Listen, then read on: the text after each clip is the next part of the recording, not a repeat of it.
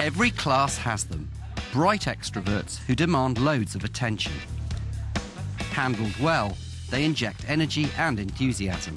It's simultaneous equations. But without careful management, they can dominate the class and wear teachers down. John Bailey's here to help.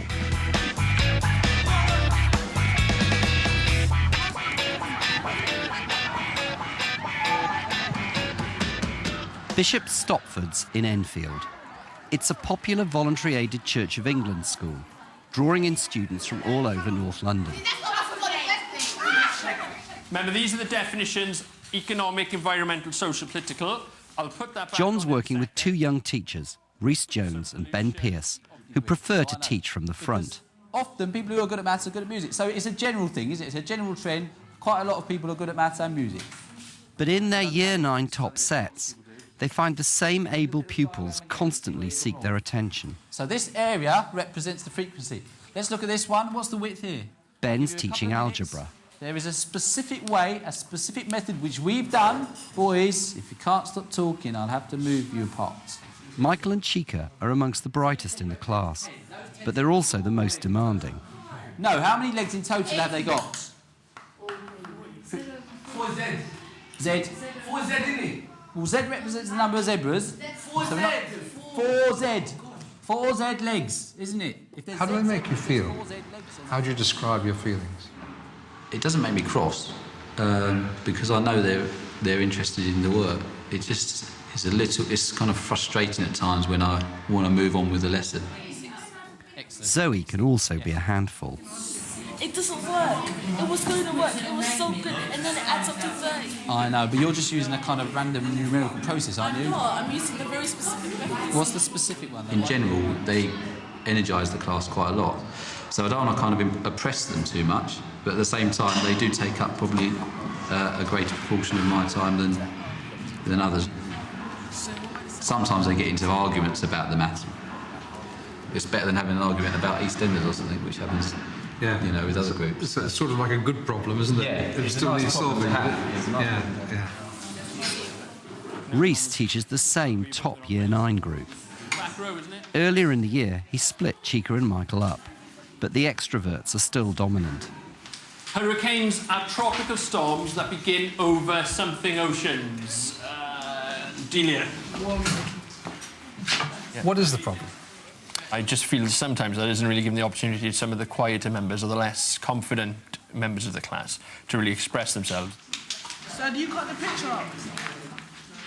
You could if it'll make it fit in your book easier.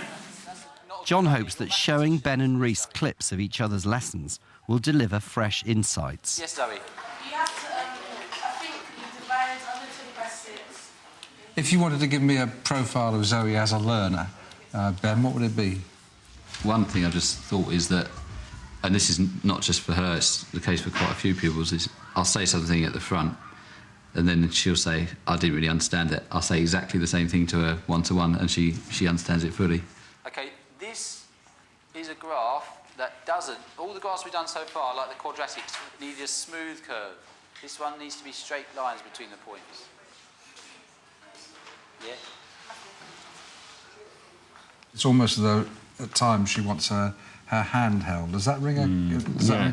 And that was very interesting, that clip, wasn't it? When she calls for your attention, you get there, and she says, oh, it's gone. It's almost as though she just wanted to know that you were there. How many boys? See if we can solve it. Go on then. Let's get it going.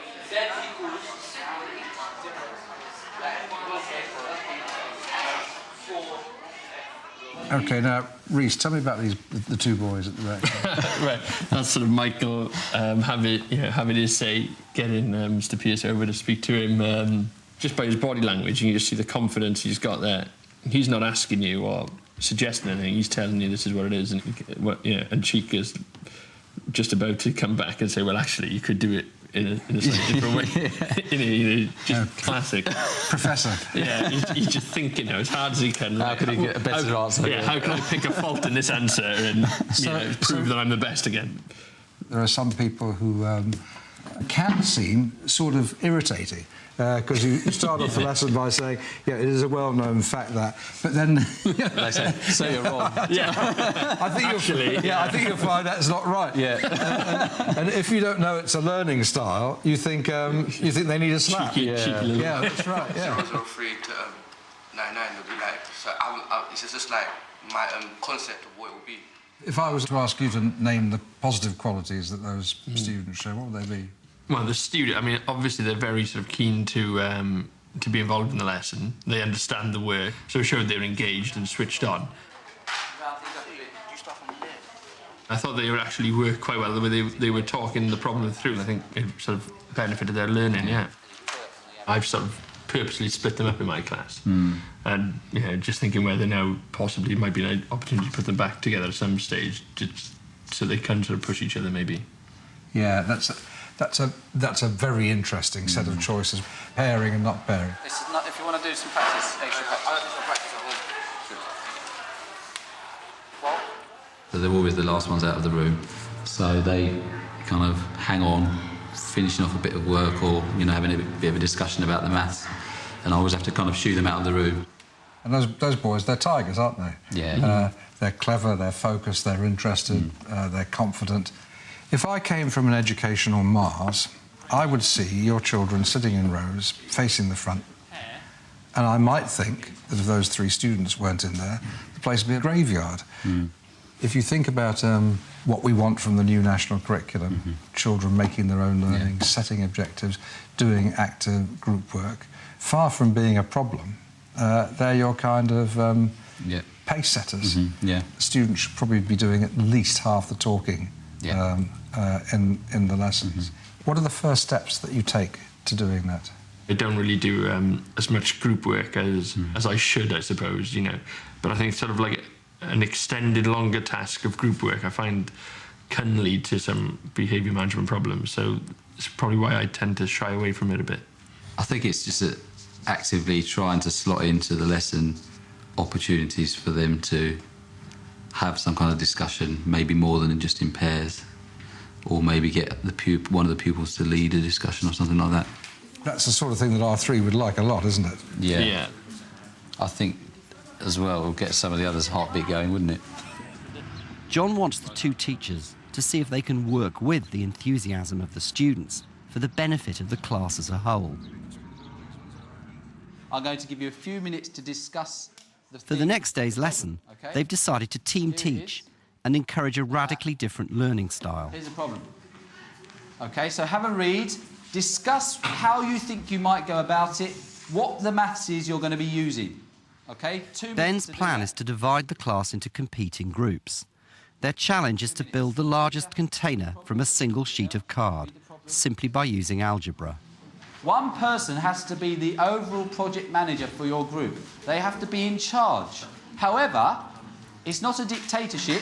You need to take on other people's ideas and then decide which is the best way to go about it.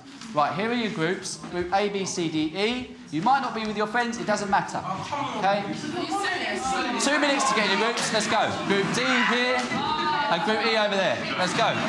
Quickly, make a move, boys.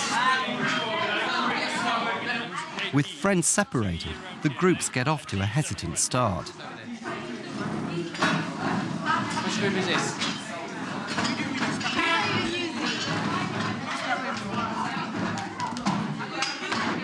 But gradually, things begin to pick up.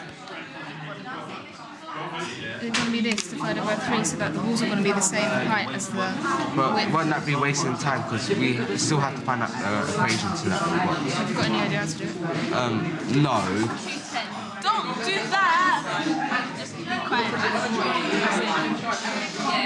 Label the size with like lengths, and that's what we'll do. And then like see if you can make the biggest like volume.